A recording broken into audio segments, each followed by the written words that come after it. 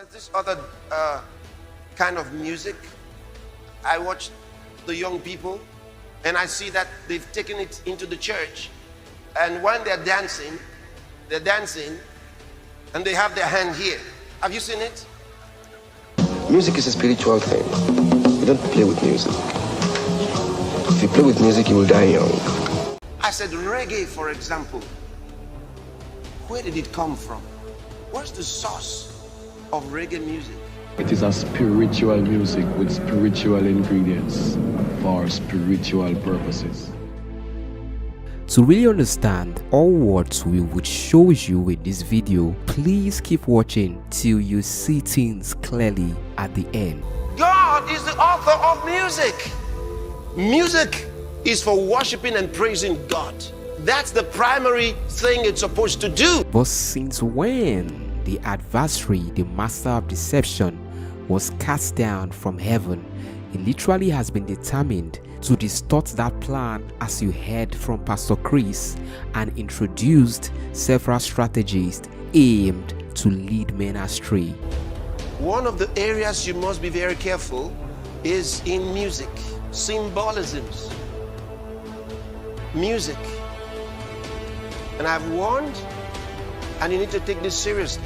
Pastor Chris, who has been a great musical confidant for the likes of Sinach and many other global music ministers, reveals here that he has warned against certain symbolisms that we need to watch closely. These symbolisms are very rampant across mainstream media entertainment and are all aimed to promote immoral devices such as drug addiction, drunkenness, and all forms of immoral engagements. There is more to this. Listen. When it comes to music and dance, they're connected to your emotions, directly connected to your soul. And that's what Satan wants. He wants to make connection with your soul. And the ultimate plan is to deter us from getting to relate properly with God and to get us to be a worshiper of the devil. I said reggae, for example. Where did it come from?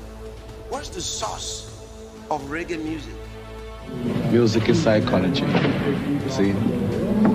And if the music does not penetrate the heart, the soul, and the mind, and the body, then you ain't gonna feel it. Because reggae music is not something that you hear, it's something you feel. See? And if you don't feel it, you can't know it. See? It is a spiritual music with spiritual ingredients for spiritual purposes.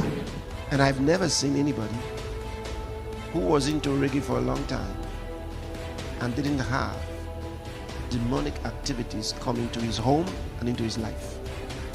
And I'm serious.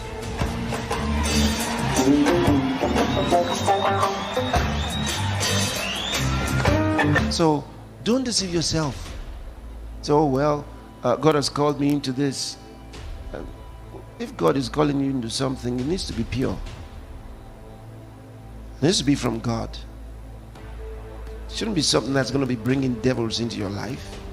But reggae is not the only one. Have you ever noticed juju worshippers? They drum a lot. They drum a lot. And they dance a lot.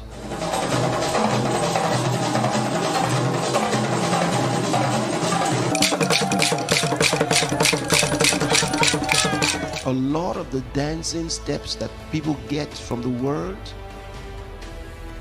a lot of them are to demons.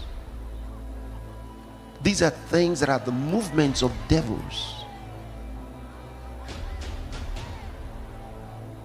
I've dealt a lot with people with evil spirits.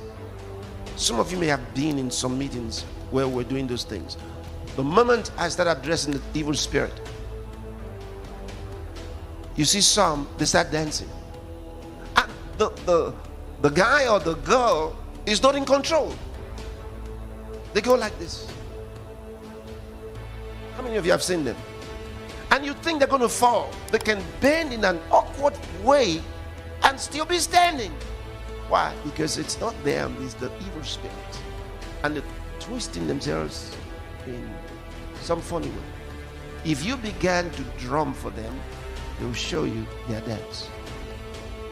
The same dance that they do at the shrines. Music is a spiritual thing. You don't play with music. If you play with music, you will die young.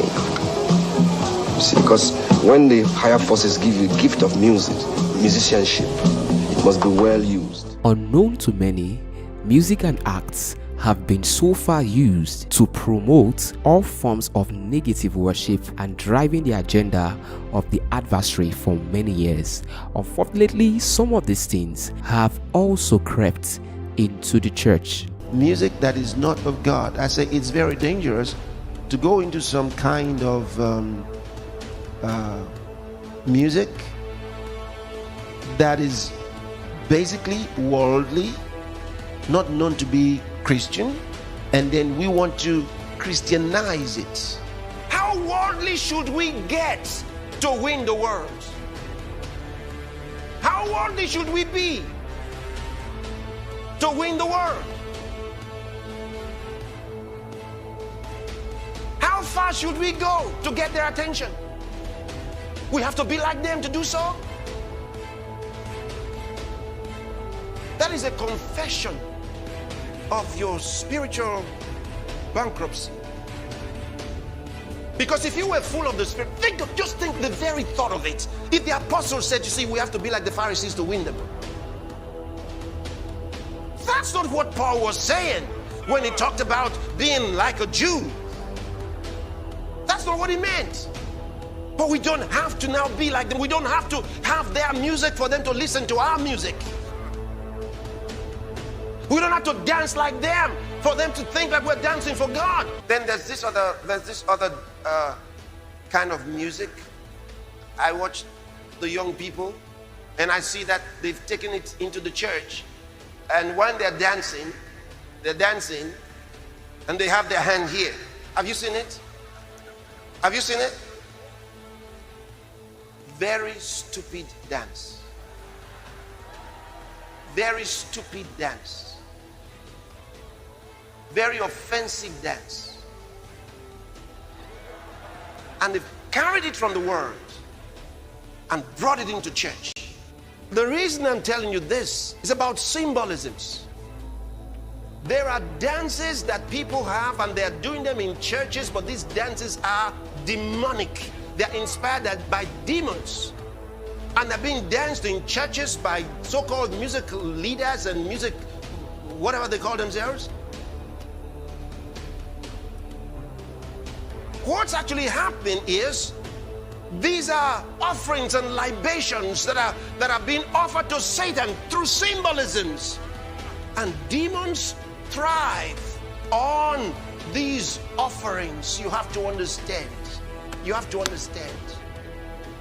Demons feed on worship. It's really great to understand that non-Christian music on its own is really different from all what it appears to be. It's been presented to be so entertaining and intriguing, but music like this have been used greatly as a negative weapon to drive the mindset of several young and growing individuals. The strange gods of music have mastered the act of repetitive administration of wrong ideas, thoughts, habits and lifestyles, hence making it active in their subconscious minds, a faculty which makes individuals act without much thinking and reasoning. So not only their conscious thoughts now, it's going into their subconscious. The guy is sleeping and is dreaming things he should not be dreaming of. In the process of time, the demons start coming into their lives. Because it's an invitation to devils. First, unclean thoughts. Either they might be thoughts of fear or they're thoughts of a sensual nature.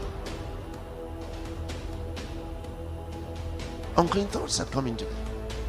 You find a Christian, a nice Christian who loves the Lord, But now he's struggling with unclean thoughts, dirty thoughts, sexual thoughts.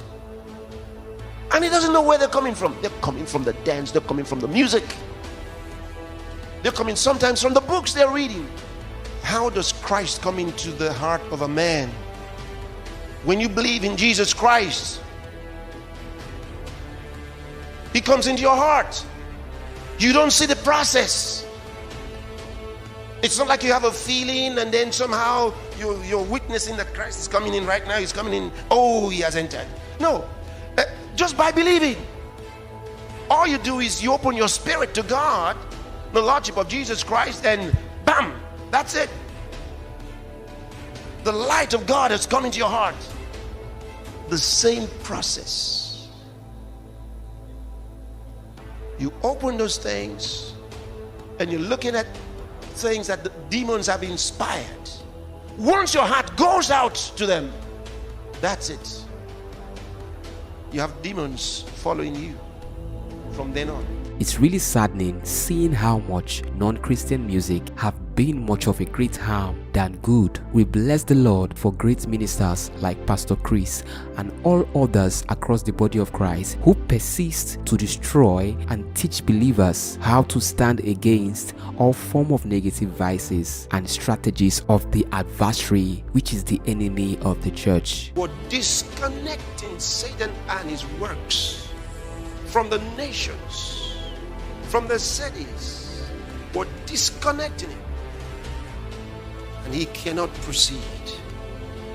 He cannot proceed with his acts. He cannot proceed. Please go out there and inform all those whom you know and love about this evil agenda being carried out through music. And most importantly, make sure you guard yourself against this negative agenda being carried out through music.